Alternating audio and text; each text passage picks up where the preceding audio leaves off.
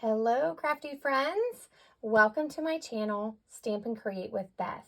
I am Beth Roy, an independent Stampin' Up! Demonstrator, and today I'm going to do a quick video showing you how to do a watercolor wash background with the Stampin' Up! Watercolor pencils and water painters.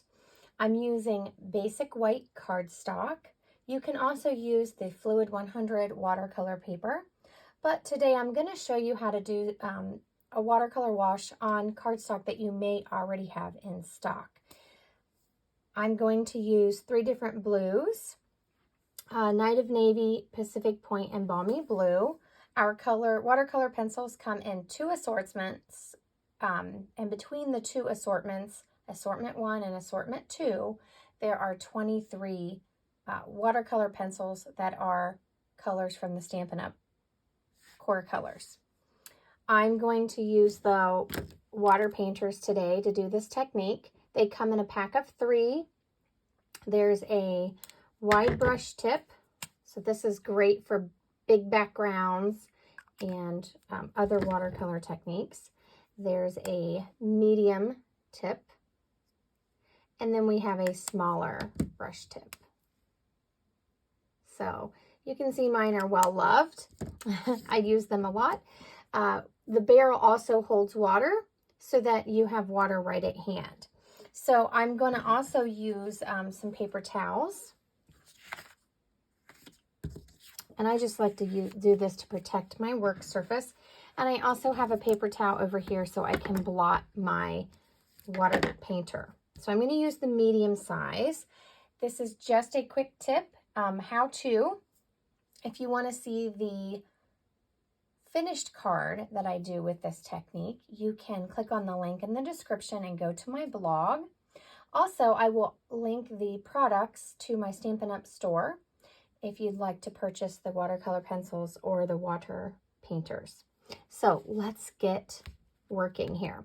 So a couple tips: when you're using basic white cardstock, it does not take as much water as watercolor paper. So we're going to do a damp brush, but not dripping water onto our paper. If you saturate the basic white too much, it could come apart or pill, as they call it. And we don't want that to happen. So this piece is actually a 3¼ inches by 4 3/4 inches. These 2 samples over here are a little bit smaller size, but you can see, depending on how you lay your watercolor pencil, heavy hand, darker lines, or very light, the results are very different. So this is a wonderful technique to try. And then I just stamped on top of it after it dried. You'll need to let it dry for just a bit, because if you stamp on top of that wet background with your classic inks, your image is going to spread a little bit because it reacts with water as well. Okay, so I'm just going to start putting some color down here, and you can do it as dark or light as you want. I'm going to try to get a little darker at the bottom and lighter as I go up. And then I'm going to use Pacific Point. I'm just trying to do a gradient here. My pencil doesn't want to, it's very light. Hopefully you can see it. Like I said, depending on how heavy you put it on is going to end up what your background looks like. And Balmy Blue. And I'm just kind of scribbling it on there. And kind of overlapping where they meet. So just really rough. Just throw the color on there, and then we're going to get our brush going. So it has push right here on the barrel. You just squeeze a little bit and get some water going into your tip. And then I'm going to start at the bottom and work my way up. You could start in the lighter color and work your way down, whatever your preference is. But as I add water to that pencil, it's going to activate it. And remember, it's not going to blend the same on basic white as it does on the watercolor paper. Just getting a little bit more water on my brush there and going into the next color. And I'm just going back and forth, trying not to get it too wet.